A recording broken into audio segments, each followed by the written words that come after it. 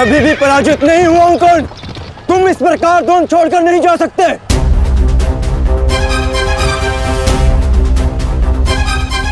तुम युद्ध के नियम भूल रहे हो अर्जुन।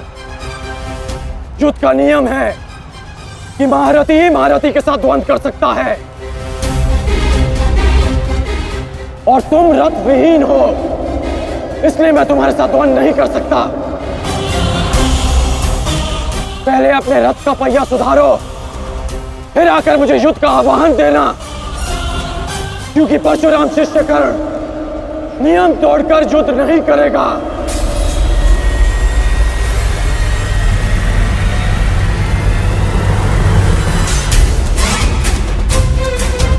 चलो सत्यसेन।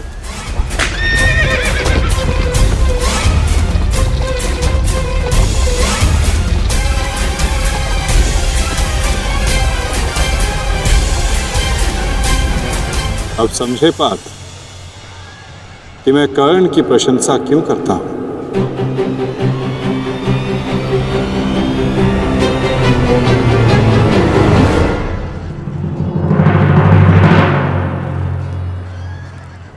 मानता हूं कि आपका वध करना काकाश्री की प्रतिज्ञा थी। उनकी प्रतिज्ञा को भंग करने का दंड मैं सह लूंगा, परंतु आज अपनी माता के अपमान का दंड मैं आपको अवश्य दूंगा।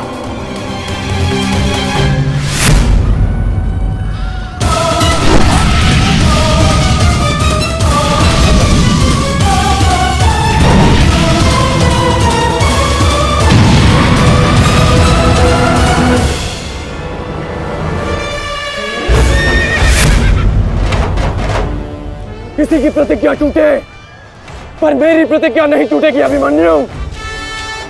और मेरी प्रतिज्ञा है कि जब तक मैं जीवित रहूंगा, मेरे मित्र के प्राण नहीं जाएंगे।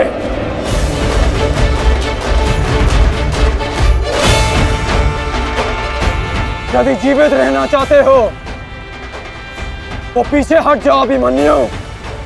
आप भूल रहे हैं अंगराज कि मैं किसका पुत्र हूं। पीछे हटने के बारे में सोच भी नहीं सकता। तो प्रहार सहने के लिए तत्पर रहो।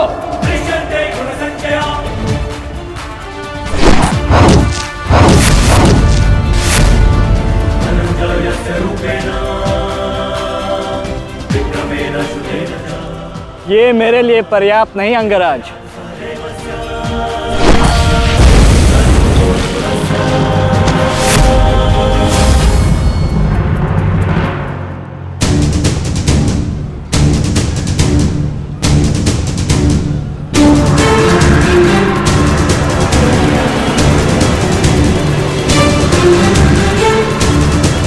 ना मेरे पास बाणों की कमी है और ना प्रहारों की। ये अंतिम अवसर है अभिमन्यु, लौट जाओ।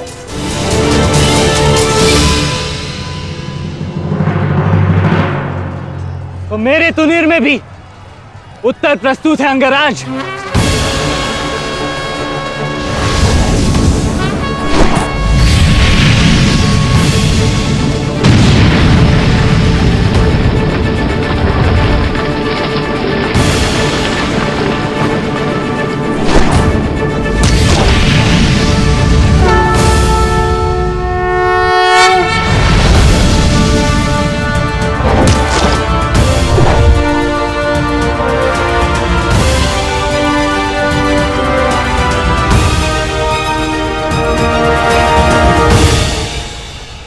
मैं तुम्हारा सामर्थ्य स्वीकारता हूं। तुम एक कुशल योद्धा हो अभिमन्यु, किंतु कुशल होने के साथ साथ बुद्धिमान होना भी आवश्यक है। लौट जाओ। यदि कल युद्ध करना चाहते हो तो आज जीवित रहना सीखना होगा। लौट जाओ अभिमन्यु।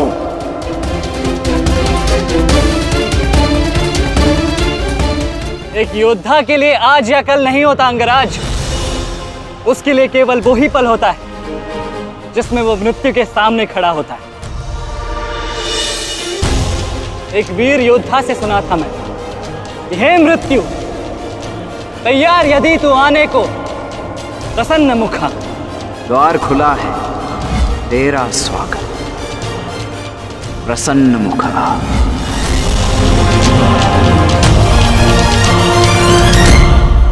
मुझे रोकने का अब केवल एक ही अस्त्र है आपके पास, या आपको मेरा वध करना होगा।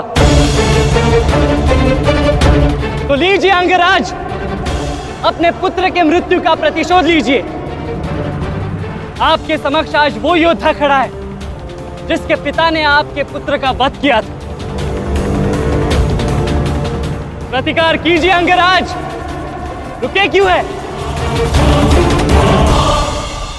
क्योंकि जो पीड़ा मैंने सही, मैं नहीं चाहता कि वो पीड़ा मेरा शत्रु भी सहे। कृष्णेन ने अपना विकल्प स्वयं चुना था। वो रणभूमि छोड़कर जा सकता था, परंतु उसने मृत्यु चुनी। गर्व है मुझे तुम जैसे युवा योद्धाओं पर, जो अपना कर्तव्य पूर्ण करने के लिए सदैव तत्पर रहते हैं। मैं जानता हूं कि तुम पीछे नहीं हटने वाले अभिमन्यु, परंतु मुझे भी अपना कर्तव्य पूर्ण करना है।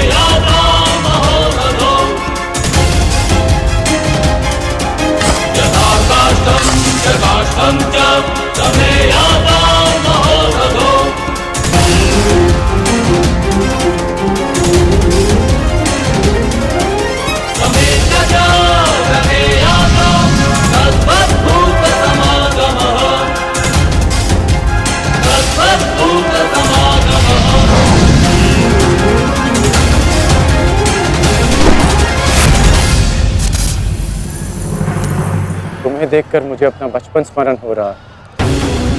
अभी तुम्हारा जीवन आरंभ हुआ है, इसे इस प्रकार व्यर्थ मत करो।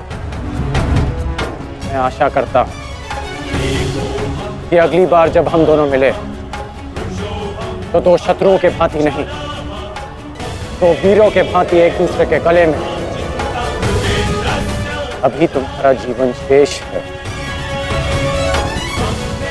जाओ बस।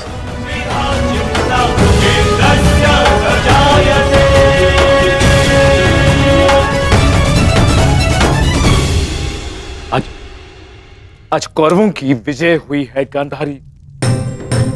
पांडवों की एक अक्षुणी सेना को ध्वंस कर दिया है हमने आज। भीम हमारे एक भी पुत्र को क्षति नहीं पहुंचा पाया, एक भी।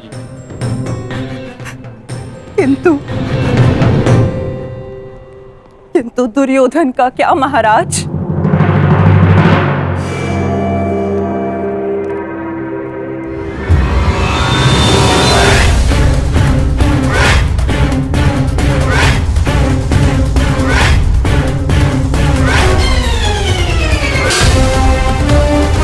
मित्र,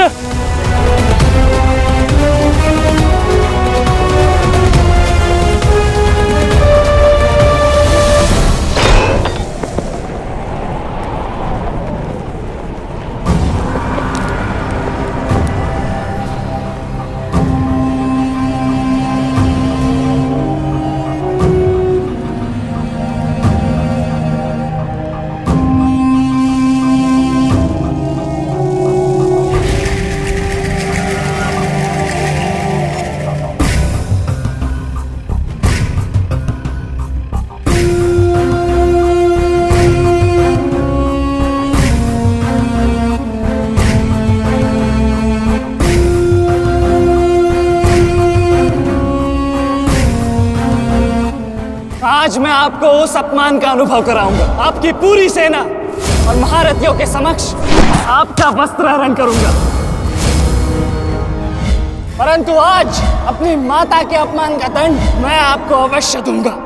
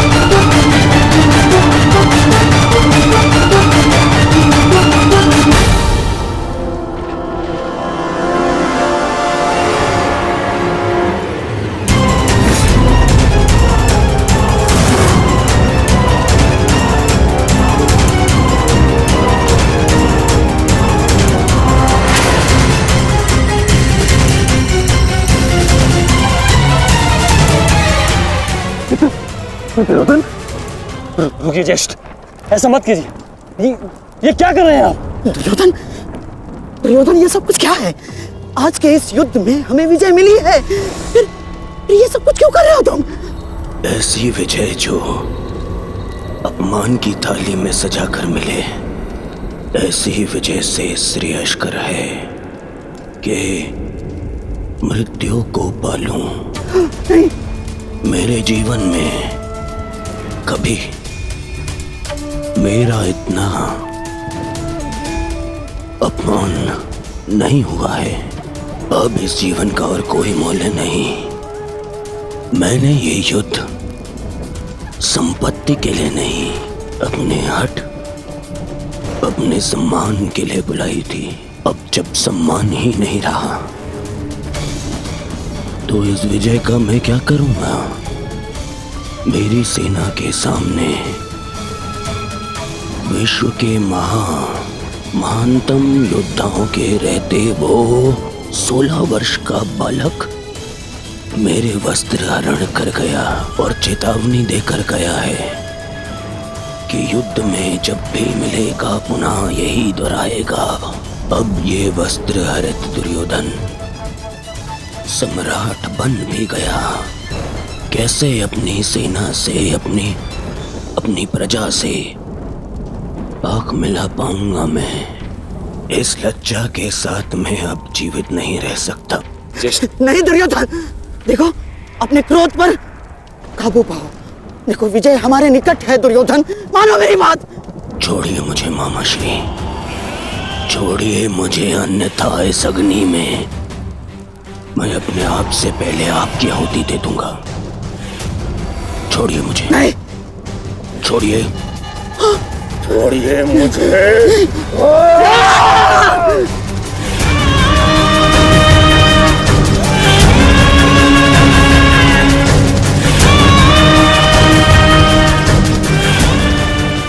नहीं, नहीं दुर्योधन, देख क्या रहे हो मूर्खों? कोई रोको इस अनर्थ को।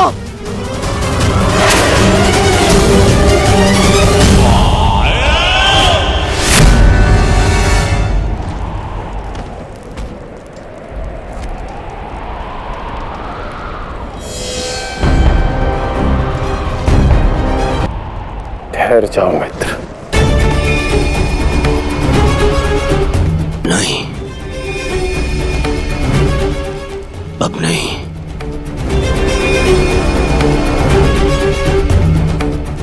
क्रोध में विवेक मत खो बैठा। जो अपना सम्मान खो चुका हो उसके पास खोने को और क्या शेष है? ले लेने देते उस अभिमन्यु को मेरे प्राण, वीर गति तो मिलती।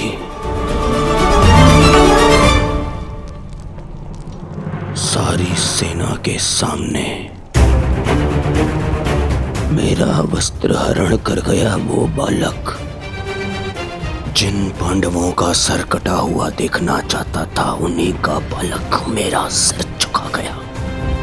संसार के सारे योद्धा देखते रह गए और वो बालक मुझे अपने बाणों के चक्र में फंसा गया। मैं ये अपमान सहन नहीं कर सकता। क्या करूंगा जीवित रह गए जब संसार के सामने शीश उठाकर चल भी नहीं सकता मैं। इसीलिए अब मैं अग्नि स्नान करूंगा।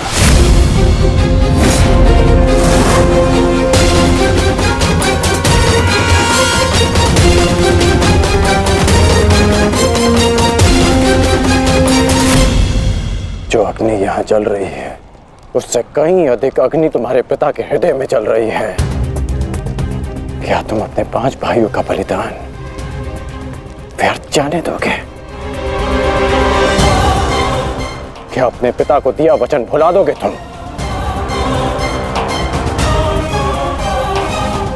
अपने चारों ओर देखो मित्र, क्या ये सब व्यर्थी अपने प्राणों के साथ खेल रहे हैं? जो वीर गति को प्राप्त हुए हैं, क्या उनका बलिदान व्यर्थ जाने दोगे तुम? तुम्हारे अनुज, तुम्हारे मामाश्री, तुम्हारे गुरुदेव, ये सब तुम्हारे सम्मान, तुम्हारे अधिकार के लिए लड़ रहे हैं और तुम अपने कर्तव्य से मुंह मोड़ना चाहते हो। पूछो अपने सैनिकों से कि आज जो युद्ध में हुआ कि क्या वो उससे लज्जित हैं या वो कल युद्ध में उसका प्रतिशोध लेंगे? बोलो सैनिकों, प्रतिशोध लेंगे, प्रतिशोध लेंगे, प्रतिशोध लेंगे।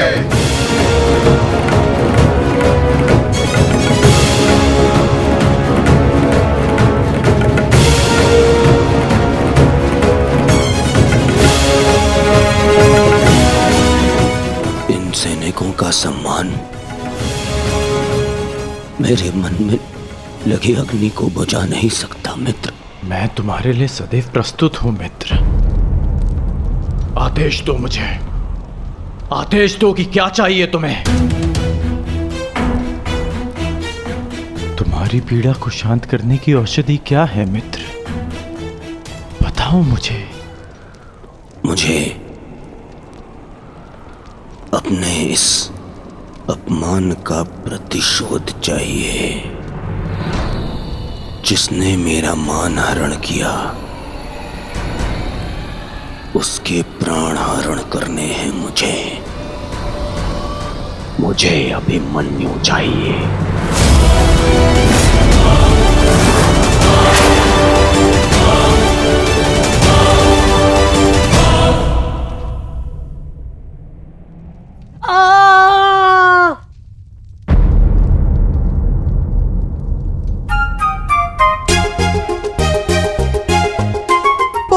पीड़ा हो रही है ना इन्हें? पीड़ा? अभी तक मैंने इसके घाव को छुआ भी नहीं है। अभिमन्यु तुम्हें सताने के लिए उपक्रम कर रहा है उत्तरा। बहुत बुरे हैं आप। और तुम बहुत डरपोक। एक योद्धा की पत्नी के मन में इतना भय शोभा नहीं देता उत्तरा। ये घाव हमारे लिए आभूषण होते हैं।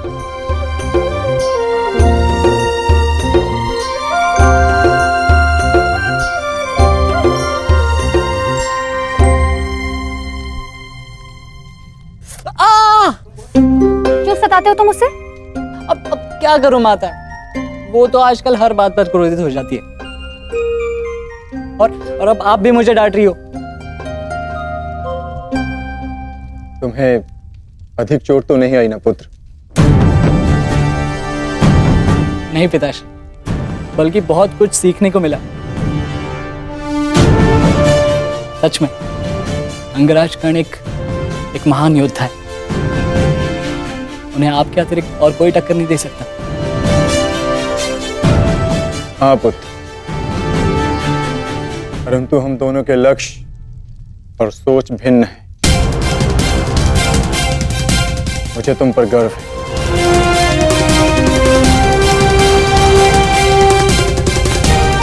गर्व तो होना ही चाहिए।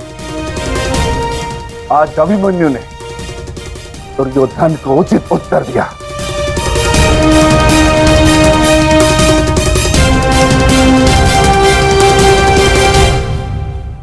सत्य अभिमन्यु। आज तुमने जो युद्ध भूमि में किया वो अद्भुत था, और मुझे विश्वास है कि कल का दिन इतिहास में तुम्हारा नाम सदैव के लिए अमर कर देगा अभिमन्यु।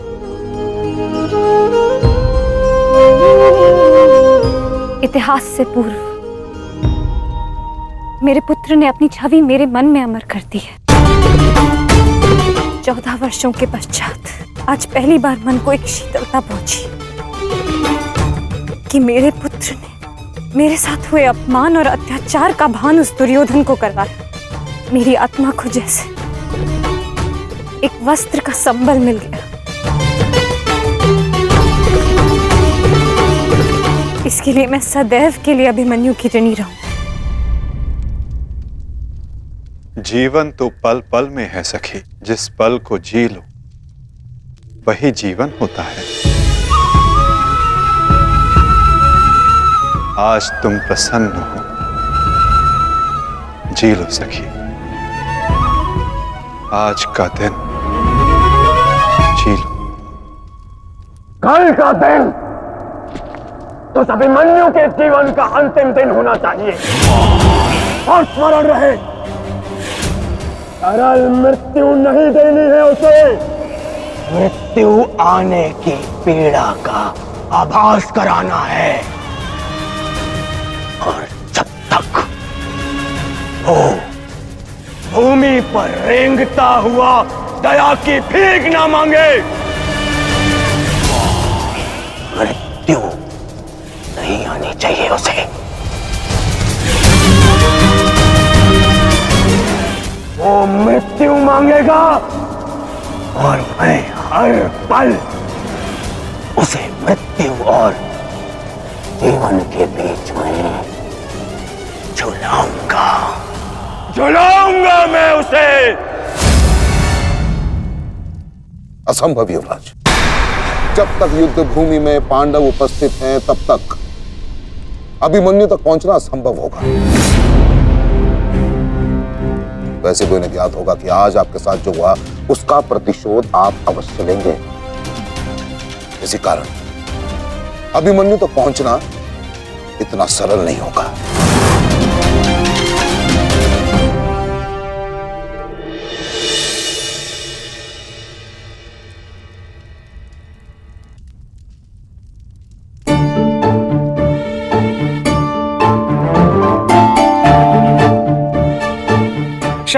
क्षमा कर दो, भूल हो गई बस। अच्छा, अब क्षमा भी कर दो। जिसने युवराज दुर्योधन का मस्तक झुका दिया वो आज तुम्हारे समक्ष सर झुकाए मना रहा है तुम्हें। देखो, किसी ने मुझे इस प्रकार सर झुकाए देख लिया ना तो मेरा बहुत उपहास उड़ाया जाएगा।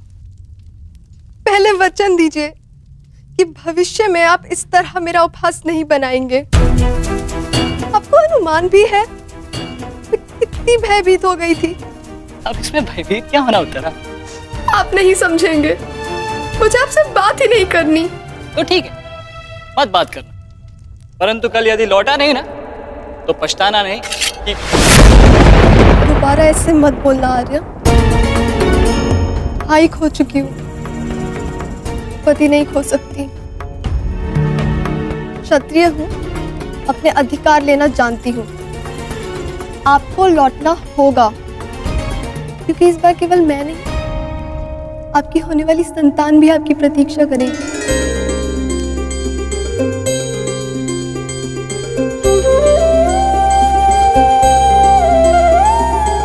सत्य उत्तरा?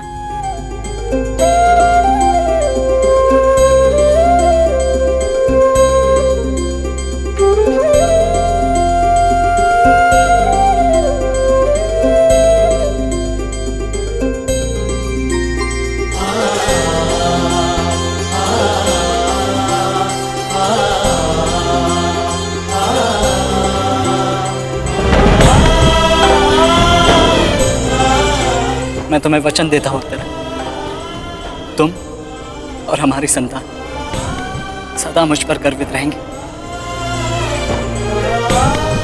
जानती हूँ, आपकी संतान बहुत भाग्यशाली है। उसे अपने पिता की शौर्य गाथा सुनने को मिलेगी। गाथाएं विजय के साथ होती है उत्तर, और विजय अभी शेष है। युद्ध शेष रहे या ना रहे, उस अभिमन्यु के प्राण शेष नहीं रहने चाहिए आचार्य।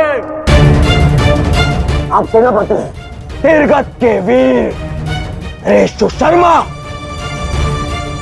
मध्य नरेश शैल्य, अश्वत्थामा अंगराज, इतने वीरों के होते हुए भी क्या एक बालक को बंदी बनाया नहीं जा सकता? तुम्हारे प्रतिशोध के लिए केवल कुशल योद्धाओं की नहीं, बल्कि एक उत्तम योजना की आवश्यकता है मेरे होने वाले सम्राट। हमारी सफलता एक उत्तम योजना में छिपी है।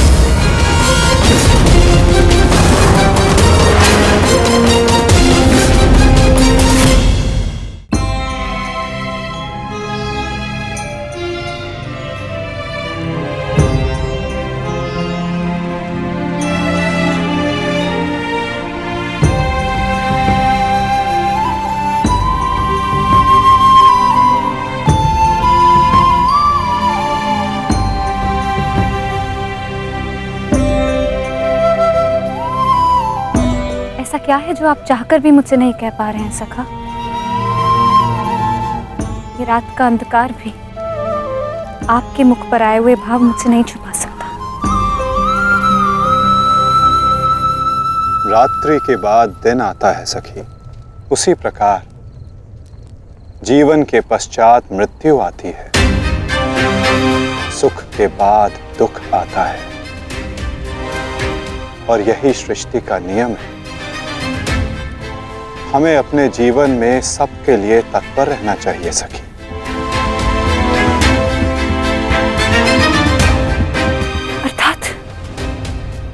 अर्थात जो मेरा भय है, क्या वो सच होने वाला है माधव?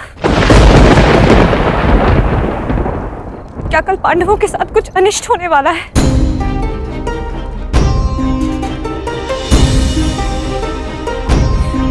आप तो सब जानते हैं ना सखा। बताइए मुझे, बताइए मुझे।